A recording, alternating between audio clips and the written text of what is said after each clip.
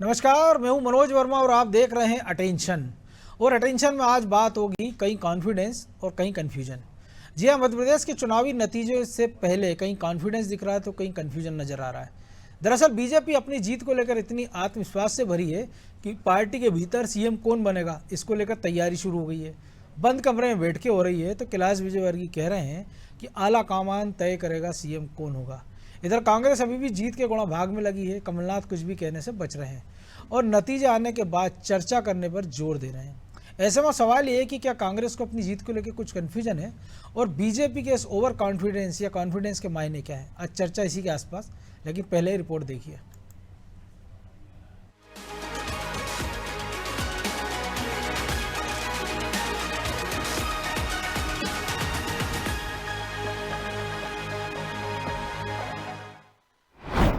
अब मतगणना की बारी। बीजेपी में सीएम को लेकर तैयारी। कांग्रेस सत्ता में आने का गणित लगा रही। जी हां, मध्य प्रदेश विधानसभा चुनाव में जनमत की असल तस्वीर साफ होने की घड़ी आ गई है। रविवार को यह पता चल जाएगा कि प्रदेश में किसकी सरकार बनने जा रही है। बीजेपी तो अपनी जीत को लेकर इस कदर कॉन्फिडेंस दिख रही है कि पार्टी नेता ने सीएम फेस को लेकर तैयारी भी शुरू कर दी है। एक तरफ जेपी नड्डा बंद कमरे में सीएम शिवराज सिंह, सिंधिया और नरोत्तम मिश्रा के साथ बैठक कर रहे हैं, तो दिल्ली में केंद्रीय गृह मंत्री अमित शाह से राष्ट्रीय महासचिव कैलाश विजयवर्गीय की अलग से मुलाकात हो रही है। इतना ही नहीं, कैलाश विजयवर्गीय ये कह रहे हैं कि नतीजों के बाद आला कमान तय करेगा कि सीएम कौन बनेगा। ये सब निर्णय करने का काम दिल्ली में बैठे हुए हमारे नेताओं का है, पर फिर भी हमारे इंटरनल डेमोक्रेसी विधायक दल की बैठक होगी, वहाँ पर नाम तय होगा और उसके बाद पार्लियामेंट्री बोर्ड उस नाम पे मोहर लगाएगी। पर कोई भारतीय जनता पार्टी के कार्यकर्ता ही सीएम बनेगा।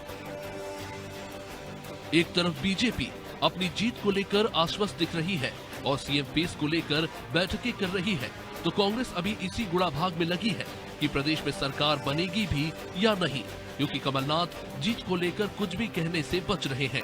मतगणना के एक दिन पहले उन्होंने कांग्रेस की जीत को लेकर कुछ नहीं कहा और नतीजों के बाद चर्चा करने की बात कही। आइएगा जी, लंबी चर्चा करेंगे। आइएगा जी, लंबी चर्चा करेंगे। कमलनाथ के बयान के मायने अब अलग निकाले जा रहे हैं, तो बीजेपी के कॉन्फिडेंस के अलग। खैर, बीजेपी का आत्मविश्वास कितना सही साबित होता है, ये तो रविवार को साफ हो ही जाएगा। साथ ही कांग्रेस के दिग्गज नतीजों से पहले कुछ भी बोलने से क्यों बच रहे हैं, ये भी परिणामों से पता चल जाएगा। ब्यूरो रिपोर्ट, अनादि टीवी।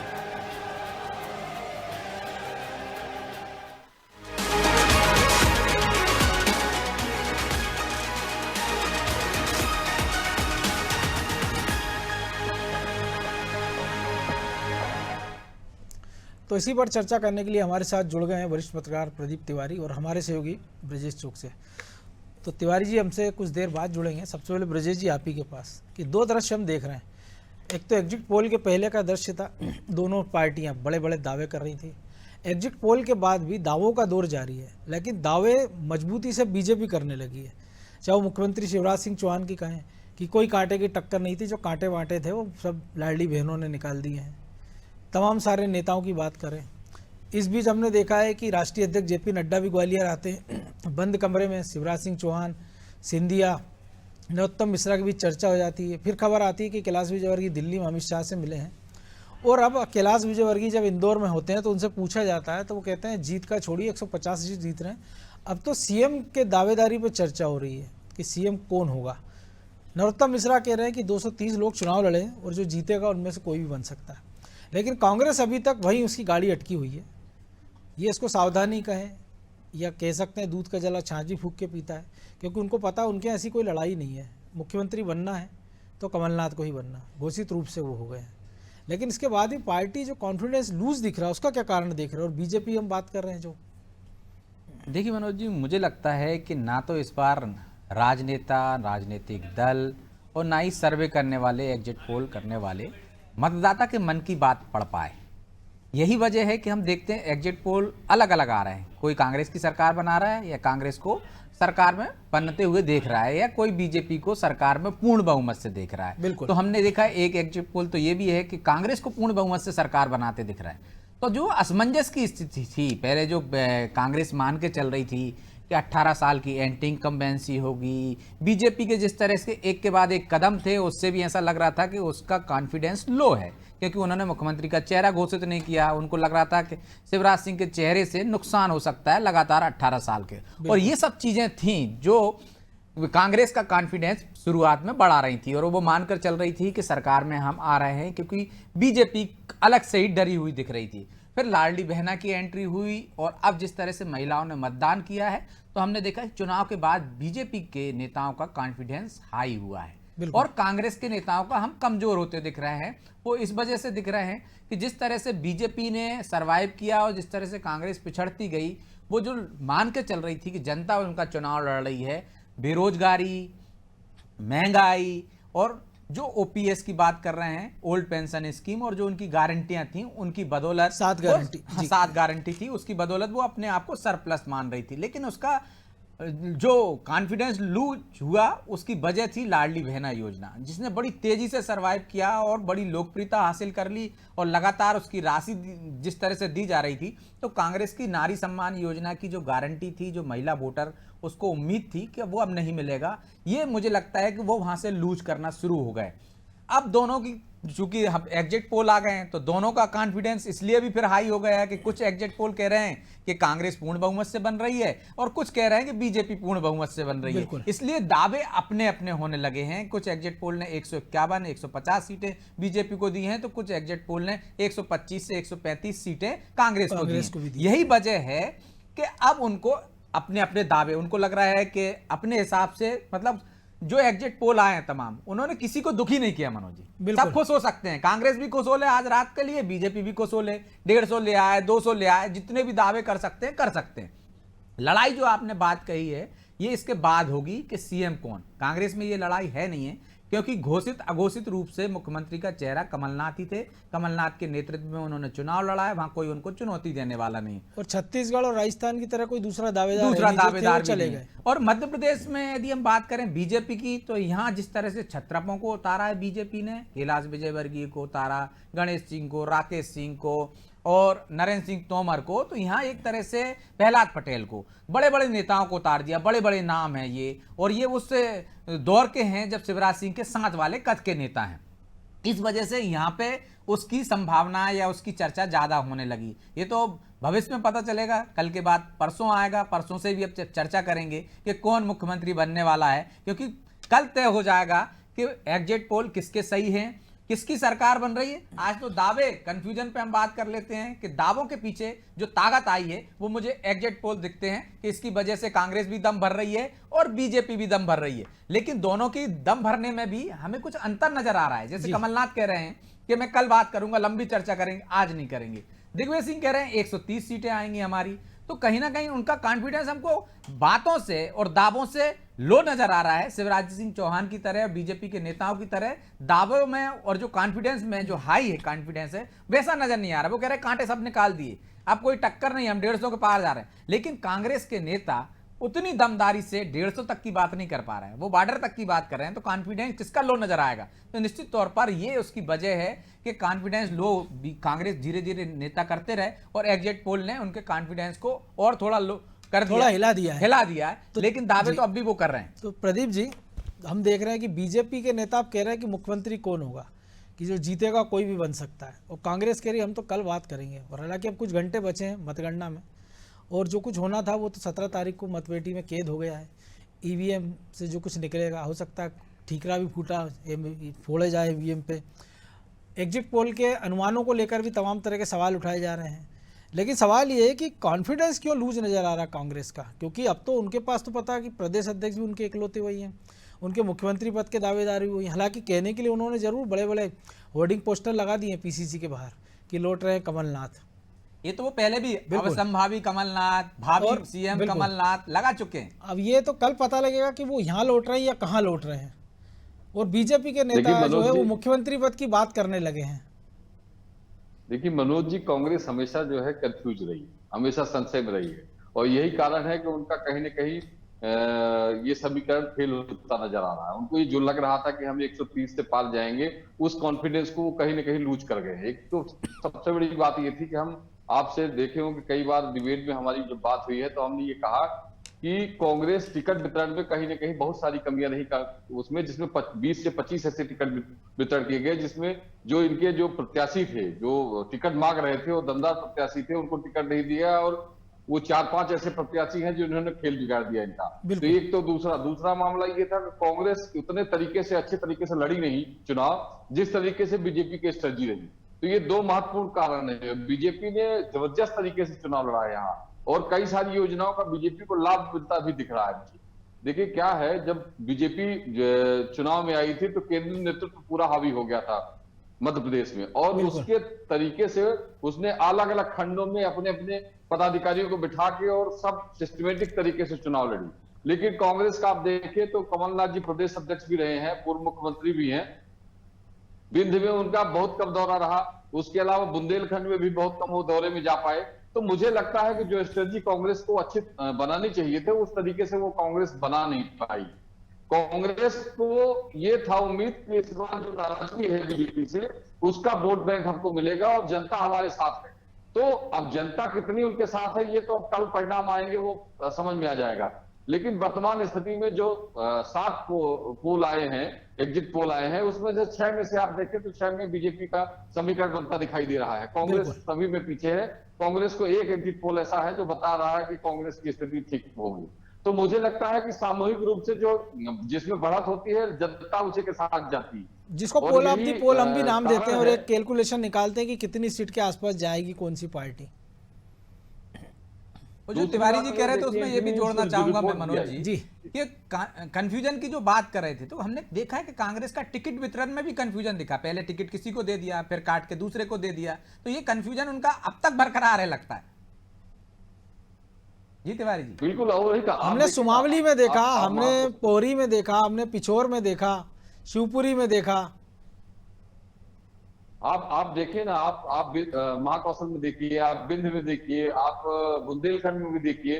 तो अच्छा, दूसरी बात यह है कि जिन लोगों जो निर्दलीय इनके प्रत्याशी टूट कर लड़ भी गए उनको मना भी नहीं पाए, उनको बिठा भी नहीं पाए। अगर उनको बिठा लिए होते, जैसे आप नागौद में यादविंद सिंह लड़ गए निर्दलीय और बीएसपी लड़ गए, तो उनको अगर बिठा होते तो इनका प्लस होता।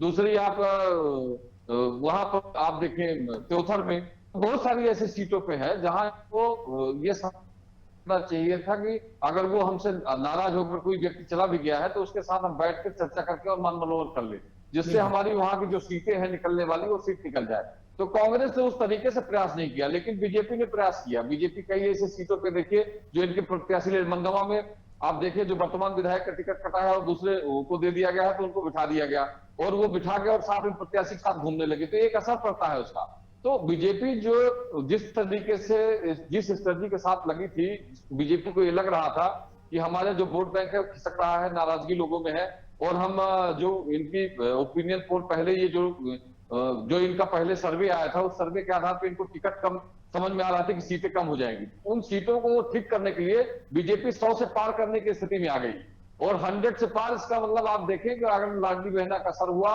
और इनके संगठनात्मक जो चुनाव का हुआ, तो मेरा मुझे जो समझ में आ रहा है कि 120 से पार होगी बीजेपी। जी, तो ब्रजेश जी, एक तो आपका अनुमान पे हम कई बार चर्चा कर चुके, लेकिन अब मुख्यमंत्री फिर कौन बीजेपी अगर सरकार बनाती है तो, क्योंकि सबसे बड़ा सवाल ये लोगों के जहन में है।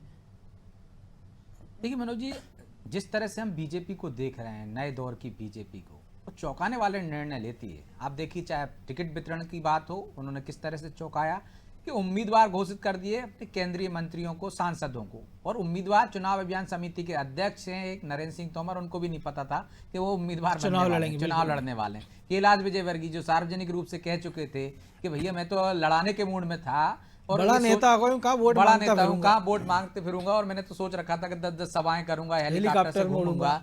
तो ये दर्द था, ये बता रहा था कि केंद्रीय आलाकमान किस तरह से निर्णय लेता है। लेकिन इसके साथ साथ एक अनुशासन भी नजर आया है कि जो निर्णय हुआ उसका सबने पालन किया, सब चुनाव मैदान में उतरे।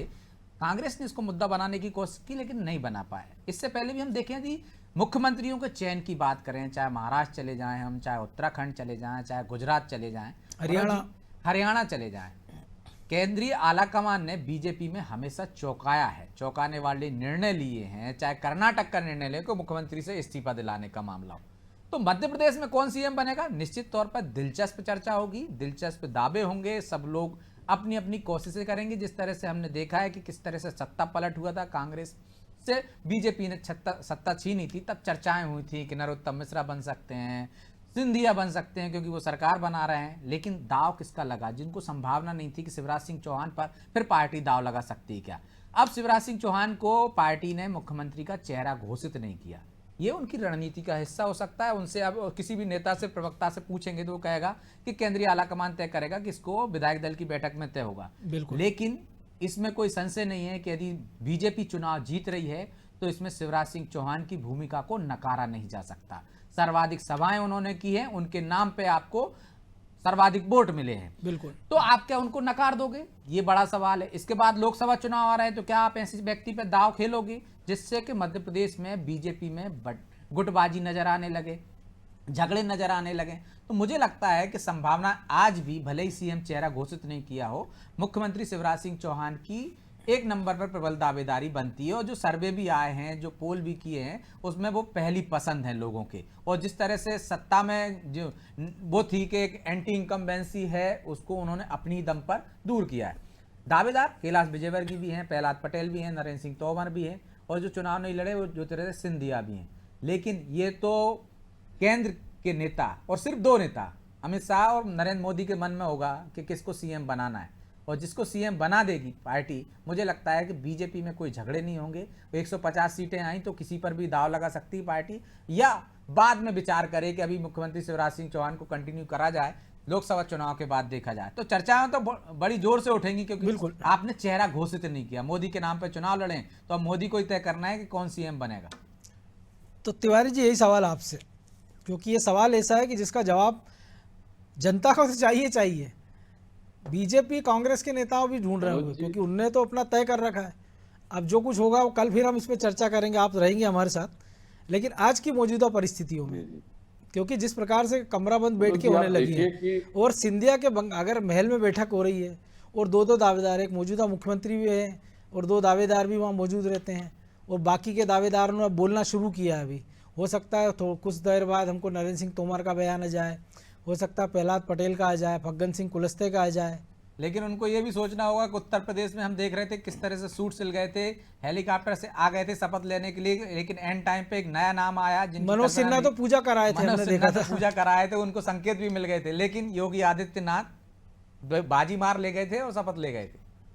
जी तिवारी जी, देखिए मनोज जी, क्या है, ब्रजेश जी जो कह रहे हैं वो सही बात है। आप देखिए, जब बीजेपी कभी कभी ऐसे चौंकाने वाली बात करती है, आप देखें कि जिस व्यक्ति को हाशिए पे रखती है तो कभी कभी ऐसे मलाईदार पद भी मिल जाते हैं उसको अचानक, और उसको ये एहसास नहीं हो पाता है कि हम मुख्यमंत्री बनने वाले हैं। आप उत्तराखंड में तो हारे हुए व्यक्ति को बना देते हैं, चाहे आप गुजरात की बात कर लें, तो बीजेपी में एक बड़ा फैसला जो बोर्ड बनता है, बोर्ड में जो फैसले होते हैं वो मुझे लगता है कि चौंकाने वाली ही फैसले होते हैं। और आप देखें तो कैलाश, तो आपको थोड़ा सा संशोधन कर रहा हूं मैं लगातार कि जो फैसले, और आपको नहीं लगता कि फैसले के बाद बोर्ड को बता दिया जाता है कि भैया ये करना है?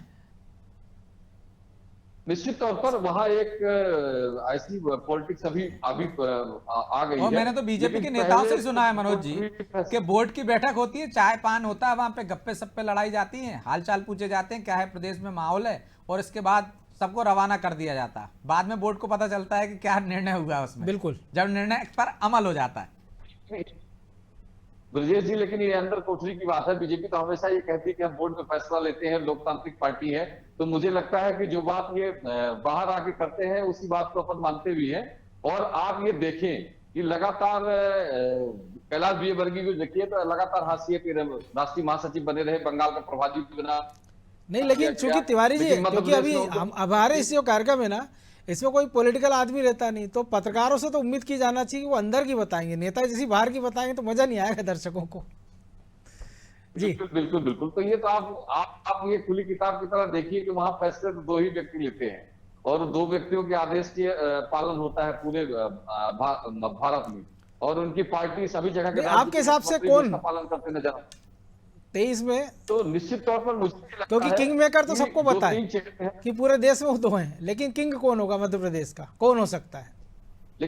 लेकिन मध्य प्रदेश में मुझे जो लग रहा है कि अभी शिवराज जी के नाम पे वोट, भले वोट मांगा नहीं गया है, प्रधानमंत्री जी के नाम पे और बीजेपी के नाम पे वोट मांगा गया है, लेकिन शिवराज जी का एक बड़ा कद है और उनको सर्वोपरि नेता है मध्य प्रदेश में। आप देखें जो तीसरी पारी की जो टिकट वितरण हुआ है वो लगभग उनके संपर्क के लोगों को ही टिकट दिया गया है, वितरित किया गया, और शिवराज जी को में सहमति रही, इसीलिए उसकी उस लिस्ट में कोई कटौती नहीं हो पाई थी।